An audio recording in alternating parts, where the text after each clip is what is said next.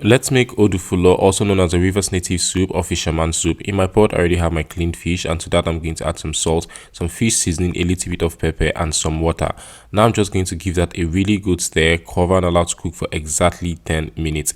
After 10 minutes, I'm going to remove my fish, and now I'm going to add some palm oil, some seasoning, and my thickener of choice. I'm using offal for this. You can also use cocoyam. Allow to cook for 5 minutes before adding my uziza seeds and some crayfish.